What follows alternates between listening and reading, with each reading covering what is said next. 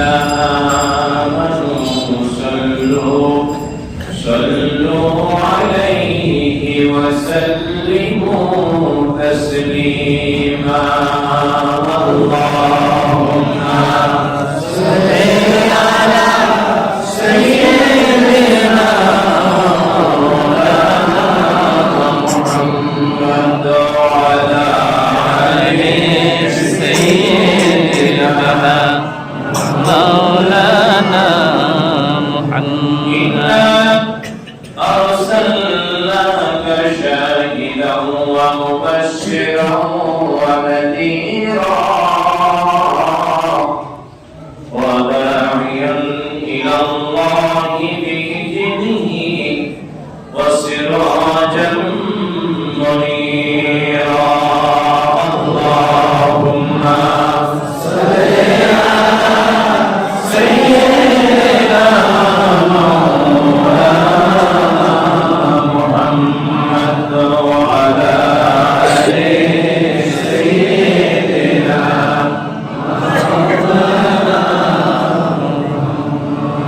صلى الله عليه وسلم الحمد لله শ্রী মহান আল্লাহ তাআলার সকল প্রশংসা যাবতীয় গুণগান যে আল্লাহ রাব্বুল আলামিন পবিত্র রমজান মাসের আজকে প্রথম জুমার দিনে আল্লাহ তাআলার মসজিদে আমাদেরকে তার হুকুম আদায়ের লক্ষ্যে যথাসময়ে উপস্থিত হওয়ার তৌফিক দান করেছেন। সেই মাহবুবের দরবারে আমরা কালেমাত শুকর আদায় করি, সকলে করি আলহামদুলিল্লাহ। অতঃপর আমাদের প্রাণপ্রিয় রাসূল সরকারে দো আলম নূরে মুজাসসাম রাসূল আকরাম যার প্রতি বর্ষিত হোক শত কোটি দরুদ ও সালাম আমরা সকলে করি সাল্লাল্লাহু আলা মুহাম্মদ। প্রথমে মহান আল্লাহর কাছে নত শিরে শেষ দহনত অবস্থায় প্রাণ উজাড় করে শুকরিয়া আদায় করছি যে আল্লাহ তাআলা আমাদের সকলের মনের আশা পূরণ করেছেন আলহামদুলিল্লাহ। এই আল্লাহর মসজিদ যখন প্রথম শুরু করেছিলাম তখন আল্লাহর কাছে আমরা আশা করেছিলাম, দোয়া করেছিলাম, হে মহান আল্লাহ রাব্বুল আলামিন পবিত্র রমজান মাসের প্রথম জুমা যেন তোমার নতুন ঘর মসজিদ আমরা আদায় করতে পারি। সে আল্লাহ আমাদের মনের আশা পূরণ করেছেন। আল্লাহ আমি শ্রদ্ধার সাথে স্মরণ করছি যারা প্রথম এই ঘরের জন্য জায়গা দিয়েছেন, জমি দিয়েছেন, তারা অনেকে কবরবাসী হয়ে গেছেন। এরপর যারা ঘর তৈরি করেছিলেন প্রথম, তারা অনেকে বেঁচে নাই, কবরবাসী হয়ে গেছেন। আল্লাহর কাছে আজকে খাস করে প্রথমে দোয়া করব আল্লাহ তাদের সকলকে যেন মাফ করে দেন, আল্লাহুম্মা আমিন, এবং তাদের কবরে জিন্দেগি জান্নাতি জিন্দেগি কবুল করেন। পরবর্তীতে আমরা যারা আমাদের মাথার ঘাম পায়ে ফেলা অর্জিত পয়সা দিয়ে, টাকা দিয়ে, শ্রম দিয়ে, বুদ্ধি দিয়ে, মেধা দিয়ে সার্বিকভাবে আল্লাহর ঘরকে সহযোগিতা করে এই পর্যায়ে নিয়ে আসতে পেরেছি। আমাদের অনেকের পিতা নাই, অনেকের মা নাই, আপনজন যারা কবরবাসী হয়ে গেছেন, তাদের আত্মার মাগফিরাতের জন্য যারা খালেস দিয়ে আমরা দান করেছি, আর যে দানের ওসিলায় আল্লাহ এত সুন্দর ঘর একটা বানানোর তৌফিক দিয়েছেন, সে আল্লাহকে শুকরিয়া আদায় করি সকলে আলহামদুলিল্লাহ। আলহামদুলিল্লাহ রাব্বিল আলামিন। আলহামদুলিল্লাহ রাব্বিল আলামিন। আল্লাহর শুকরিয়া আদায় করে শেষ করতে পারি না।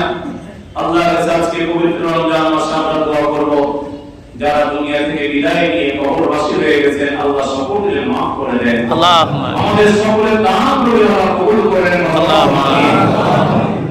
সম্মানিত উপস্থিতি, নামাজের পরে আনুষ্ঠানিকভাবে দোয়া হবে ইনশাআল্লাহ। কি বলেন? জি। এখন সবাই আসতেছে, এই মুহূর্তে এখন তো প্রায় ভিতরটা ভর্তি হতে যাচ্ছে, সামনে উপরে আছে জায়গা আছে। আজ অনেক লোক সমাগম হচ্ছেন, আল্লাহ শুকরিয়া। আমি সকলকে মসজিদের পক্ষ থেকে আন্তরিকভাবে মোবারকবাদ জানাচ্ছি। একটা জিনিস আমরা সব সময় মনে রাখবো যে মসজিদ কিয়ামত পর্যন্ত থাকবে ইনশাআল্লাহ। যতদিন আমরা আল্লাহর জমিনে থাকবে কিয়ামত হবে না, আমরা থাকবো না। আমরা আজকে আছি, আমরা একদিন চলে যাব। যারা আমাদের ছিলেন তারা যেমন আমাদেরকে ছেড়ে চলে গেছেন, আমরাও একদিন চলে যেতে হবে। যতদিন এই মসজিদ থাকবে, যত মানুষ এই মসজিদে সিজদা করবে, নামাজ পড়বে, যারা আজকে আমরা এই মসজিদ তৈরির কাজে অংশগ্রহণ করেছি, এর একটা সওয়াব কবরে বসে বসে আমরা পাবো ইনশাআল্লাহ। এই আশায়, এই বুক ভরা আশা নিয়ে আপনাদের সকলকে নিয়ে আমি গুনাহগার আল্লাহর ঘরের কাজ শুরু করেছি। ইনশাআল্লাহ আমি না থাকলেও একদিন এর পর শেষ হবে। আল্লাহকে দোয়া করি, আমরা প্রত্যেকদিন দোয়া করব আল্লাহ তাআলা আমাদের সকলের দানকে কবুল করে নেন। সকলের দানকে কবুল করুন, আমিন। পবিত্র রমজান মাস শুরু হয়েছে, সিয়াম সাধনার মাস, ত্যাগের মাস, ভোগের মাস নয়। আল্লাহ তাআলা কোরআনুল কারীমে ইরশাদ করেছেন যে রমজান মাসে আমি তোমাদের উপরে সিয়ামকে ফরজ করেছি। কেন? লাআল্লাকুম তাত্তাকুন, যেন তোমরা মুত্তাকি হতে পারো, খোদা ভীতি অর্জন করতে পারো, পরহেজগার হতে পারো, আল্লাহকে ভয় করে চলতে পারো। শুধু রমজান মাসে যে তাকওয়া, খোদা ভীতি অবলম্বন করার জন্য, আল্লাহর ভয় অন্তরে পয়দা হওয়ার জন্য, সত্যিকার অর্থে আমরা যারা সিয়াম পালন করি, রোজা থাকি, দুনিয়ার মানুষের ভয় নয়। কি বলেন? মানুষকে ফাঁকি দেওয়া যায়, একমাত্র আল্লাহর ভয় আমরা করি। এই ভয়টা রমজান মাসে আমরা যেরকম করি, বাকি 11টি মাস এগুলো আমাকে ঠিক রাখতে হবে। তাহলে বুঝতে হবে রমজানের রোজা আমাদের কবুল হয়েছে। এই রমজান মাস আল্লাহ দিয়েছেন বান্দাদের জীবনের গুনাহ মাফ করার জন্য। আল্লাহ রাসূল বলেছেন যে রমজান মাস শুরু হয়, আউয়ালুহু রাহমাতুন ওয়া আওসাতুহু মাগফিরাতুন ওয়া আখিরুহু ইতকুবিয়ান নিয়াম। রমজানের প্রথম দশমে আল্লাহ রাব্বুল আলামিন তার পক্ষ থেকে অসংখ্য রহমতের বাণী বর্ষণ করেন, রহমতের ভরে দেন। এই হাদিসের ব্যাখ্যায় বলা হয়েছে রমজান মাস যখন শুরু হয়ে যায়, ওই বান্দাদের জীবনের গুনাহগুলোকে আল্লাহ রহমত দিয়ে পরিবর্তন করে দেয়। আল্লাহ রহমতের মাস, এই যে প্রথম দশমে আল্লাহ রহমত নাযিল করেন, এটা আমাদের ব্যাখ্যা করে বোঝানোর দরকার নাই, যেন আমরা বুঝতে পারছি না। কি বলেন? জি। এই কাঠফাটা রোদ, এই উত্তপ্ত বাতাস, এই আবহাওয়া, যেখানে জগের পর জগ, গ্লাসের পর গ্লাস পানি খেয়েও পিপাসা দূর হয় না, অত রমজান মাসে ওই দেশে স্বাভাবিক সময় আমরা পানি পান করেছি, বলেন তো সারাদিন পিপাসা লাগে? রোজা লাগে? রোজা রাখে না, আমরা বুঝতে পারবো না। আমরা রোজা রাখি, আমরা মনে করি আল্লাহ আমাদের এই ক্ষুধা, আমাদের পিপাসা সবটা রহমতকে পূর্ণ করে দেয়। আমরা রহমত পেয়েছি বলেই করতে পারছি।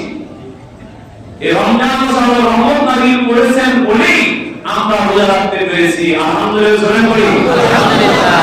এই রহমত দিয়ে আল্লাহ আমাদের জীবনের গুনাহগুলোকে পরিবর্তন করে দেয়। আল্লাহুম্মা আমিন। আল্লাহুম্মা আমিন। আল্লাহ নবী বলেছেন প্রথম দশমে আল্লাহ খাস রহমত নাযিল করেন। এবার 10 দিন রহমতের, আজকে প্রায় 6 দিন চলতেছে, আগামীতে মাত্র 4 দিন পরে রহমতের দরজা বন্ধ হয়ে যাবে তা নয়। গোটা রমজান মাসটা রহমত, বরকত এবং নাজাত দিয়ে আল্লাহ রাব্বুল আলামিন পরিপূর্ণ করে দিয়েছে। সুবহানাল্লাহ। ওয়াসাতুহু মাগফিরাত, মধ্যম দশকে আল্লাহ রাব্বুল আলামিন ওই রোজাদার বান্দা, ঈমানদার বান্দাদেরকে ক্ষমা করতে থাকেন, মাফ করতে থাকে। বান্দার কাজ হচ্ছে পাপ করা। বান্দার কাজ কি? আমরা মানুষ ইচ্ছায় হই, অনিচ্ছায় হই, ছোট হোক, বড় হোক, জানা হোক, অজানা হোক, আমাদের পাপ হবে, আমাদের গুনাহ হবে, এই স্বাভাবিক। নাকি বলেন? নবী আলাইহিস সালাম ছাড়া পৃথিবীতে এই পাপের ঊর্ধ্বে কেউ নয়। মানুষ করবে পাপ, আর আল্লাহর কাজ হচ্ছে আল্লাহ করবেন মাফ। আলহামদুলিল্লাহ, আলহামদুলিল্লাহ। আমাদের কাজ হচ্ছে আমরা করব পাপ, আল্লাহ করবেন আমাদেরকে মাফ। আমাদেরকে মাফ করার জন্যই আল্লাহ রমজান মাস দান করেছে। আলহামদুলিল্লাহ, আলহামদুলিল্লাহ। আল্লাহ রাসূল বলেছেন যে রমজান মাস পাওয়ার পরে আল্লাহর হুকুম মতো কাজ করে তার জীবনের গুণাগুলোকে মাফ করিয়ে দিতে পারলো না, নিঃসন্দেহে সে হতভাগা, নিঃসন্দেহে সে ধ্বংসের মুখোমুখি হয়ে গেল। তার মানে রমজান মাস আল্লাহ দান করেছেন আমাদের জীবনের গুণাগুলোকে মাফ করে দেওয়ার জন্য। সুতরাং মাফ করার যোগ্যতা নিয়ে রোজা পালন করতে হবে, নাকি বলেন? প্রত্যেকটা জিনিস পাওয়ার জন্য একটা যোগ্যতা লাগে। আমি চাকরি পাওয়ার জন্য যোগ্যতা লাগে, প্রমোশন পাওয়ার জন্য যোগ্যতা লাগে। বিনা যোগ্যতায় প্রমোশন হয় না, একটা চাকরি হয় না, একটা দায়িত্ব আসে না। ঠিক আল্লাহর কাছে মাপ চাইতে হলে মাপ চাওয়ার মতন যোগ্যতা অর্জন করতে হবে। কোন কোন যোগ্যতা অর্জন করলে আল্লাহ রমজান মাসে আমাদের মাফ করবেন, এই সম্পর্কে কয়েকটি কথা আপনাদেরকে বলতে চাই। এক নম্বর শর্ত হচ্ছে শিরক মুক্ত জীবন যাপন করতে হবে। জীবনে কোন কথাবার্তায় চলাফেরায় কাজ করবে আল্লাহর সাথে শরীক করা যাবে না, শিরক মুক্ত থাকতে হবে। যেমন একটা উদাহরণ বলি, শিরকের অনেকগুলো শাখা প্রশাখা আছে। তাহলে সবচেয়ে ছোট শিরক হচ্ছে আল্লাহর হুকুমের সাথে আরেকটা হুকুমকে মেনে চলা। যেমন ধরেন আল্লাহ রমজানের রোজা ফরজ করছে, কি কথা ঠিক না? কার হুকুম? আল্লাহর হুকুম। কারণ আপনার বাচ্চাদের এসএসসি পরীক্ষা দেবে সামনে, এইচএসসি পরীক্ষার্থী আছে, আপনি বলছেন কি না বাবা রোজা রাখতে পড়তে পারবা না, লেখাপড়ার ক্ষতি হবে, তুই রোজা করিও না, যে আপনি করতে দিচ্ছেন না, আপনি দিবেন না। তাহলে আপনি আল্লাহর জায়গায় নিজেকে বানিয়ে দিয়েছেন, এটা একটা শিরক হয়ে গেছে আপনার। কি কথা বোঝা গেছে? জি। এরকম ভাবে আল্লাহর হুকুমের সাথে নিজের মস্তিষ্ক প্রসূত জ্ঞান বুদ্ধি বা কোন নেতা নেত্রীর কথা অনুযায়ী চলা, এটা শিরক। যেমন ধরেন আল্লাহ কোরআনুল কারীমে বলেছেন ইন্নাল কুওয়াতা লিল্লাহি জামিআ, সকল ক্ষমতার একমাত্র মালিক কে? আল্লাহ। রাসূলুল্লাহ বলেন কে? আল্লাহ। আমাদের দেশে কিছু কিছু নেতা নেত্রী আছে যারা জ্ঞানের অভাব হয়ে পড়লো, জ্ঞান নাই, মুসলমান হয়ে তারা কথা বলতে পারে না, তারা বলে কি জনগণ সকল ক্ষমতার উৎস। আল্লাহ বলছেন সকল ক্ষমতার উৎস আল্লাহ। আর কোন মুসলমান জেনে শুনে যদি এই কথা বলে যে জনগণ সকল ক্ষমতার মালিক, আল্লাহ যাকে বসায় কাকে? মানুষকে। আল্লাহ যাকে বসায় কাকে? জনগণকে। তাহলে মুসলিম কি বাকি আছে? আমার মনে যারা বলে জানে না, জানলে বলতো না। এই জন্য শিরক খালি সামনে একটা মূর্তি রেখে মাথা নত করার নামে শিরক নয়। শিরকের অনেক শাখা আছে, কথাবার্তায় চালচলনে আল্লাহর বিধান তার বিপরীত কিছু করা, এটা একটা শিরক। এই শিরক মুক্ত জীবন যাপন করতে হবে। দুই নম্বর শর্ত হচ্ছে হালাল খেতে হবে। কি খেতে হবে? হালাল। ইন্নাল্লাহা তাইয়্যিবুন লা ইউকবালু ইল্লা বিত-তাইয়্যিব। আল্লাহ হচ্ছেন পবিত্র, আল্লাহ পবিত্র ছাড়া কোনো কিছু কবুল করতে রাজি নন, করবেন না। তাহলে আমাদেরকে যদি এই রমজান মাসের ক্ষমা পেতে হয়, মাফ পেতে হয় জীবনের গুনাহ, তাহলে আমাদের হারাম মুক্ত জীবন যাপন করতে হবে। আমি জেনে শুনে হারাম খাবো না। যদি আমার গায়ে ছিটা ছাড়া লেগে যায় সেটা আমার কথা, আল্লাহ মাফ করে, অনিচ্ছা সত্ত্বেও কোনো কারণ হয়ে গেছে সেটা আমার কথা, কিন্তু ইচ্ছাকৃতভাবে জেনে শুনে আমি হারাম ব্যবসা, হারাম কাজ, হারাম লেনদেন করব না। যদি করি রমজান চলে যাবে না, আমার জীবনের গুনাহ মাফ হবে না। কোনটা হারাম কোনটা হারাম এটা ব্যাখ্যা করে বলা আমার প্রয়োজন মনে করি না। আমরা সবাই জানি কোনটা হালাল কোনটা হারাম, কি জানি না? বলেন জি। কে জানি না সুদ হারাম? আমরা সবাই জানি। সুদের সাথে আজকে আমরা মানে পুরোপুরি জড়িত, রান্নাঘর থেকে শুরু করে সর্বত্রই কিস্তি আর কিস্তি, সুদ আর সুদ। সুদ মানুষকে ধ্বংস করে দেয়, ব্যবসা মানুষকে উন্নতি দান করে দেয়। আল্লাহ তাআলা কোরআনে বলেছেন আল্লাহুল বায়ান ওয়া হারামা রিবা, আমি ব্যবসাকে হালাল করেছি আর সুদকে কি করেছি? হারাম করেছি। জেনে শুনে ইচ্ছাকৃতভাবে আমি সুদের ব্যবসা করি, সুদের সাথে জড়িত থাকি, তাহলে কি আমার কি রিজিক হারাম হবে? কি জন্য রিজিক হারাম হবে? আর রিজিক যদি হারাম না হয় তাহলে আমার রক্ত মাংসকে হালাল করলে হবে না? আমার দেহটাকে হারাম হবে? এই প্রশ্ন রাসূল বলেছেন আমার অনেক উম্মতেরা হয়ে যায়, হজে গিয়ে একটা তালবিয়া আছে, এটা পড়া হয় লাব্বাইক আল্লাহুম্মা লাব্বাইক লাব্বাইক লা শারীকা লাক লাব্বাইক ইন্নাল হামদা ওয়ান নি'মাতা লাক ওয়াল মুলক লা শারীকা লাক। অর্থটা হলো আল্লাহর হাজির, আল্লাহর হাজির উপস্থিত। আল্লাহ তুমি আমার উপস্থিতি কবুল করে নাও। কাকে বলে হাজিরা দিচ্ছি? আল্লাহর কাছে হাজিরা দিয়ে আমরা যাই। আল্লাহর পক্ষ থেকে গায়ে আওয়াজ আছে, সে বলে লাব্বাইক আল্লাহুম্মা লাব্বাইক, আল্লাহ উত্তর দেয় লা লাব্বাইক ওয়া লা শারীকা। বান্দা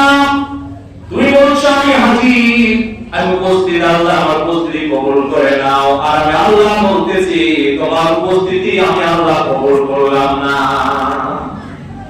সাহাবায়ে কেরাম জিজ্ঞেস করলেন রাসূলুল্লাহ কারণটা কি?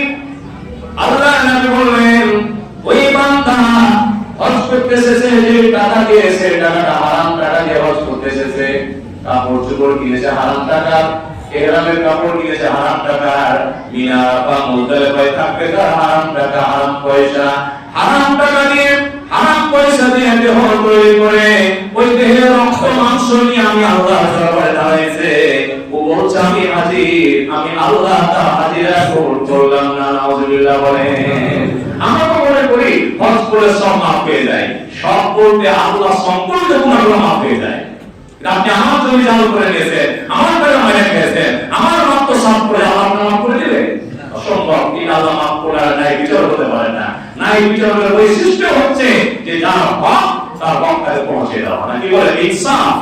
আর ইনসাফ যদি আল্লাহর কাছে আছে, সেই ইনসাফ অনুযায়ী হারাম জিনিস আল্লাহ কখনো কবুল করবেন না। শুধু আজকে প্রথম রমজান মাসের জবাব দিয়ে আমরা আল্লাহকে শপথ নিব যে আল্লাহ জেনে শুনে ইচ্ছাকৃতভাবে হারাম কাজ করব না, হারামকে ছেড়ে দিব।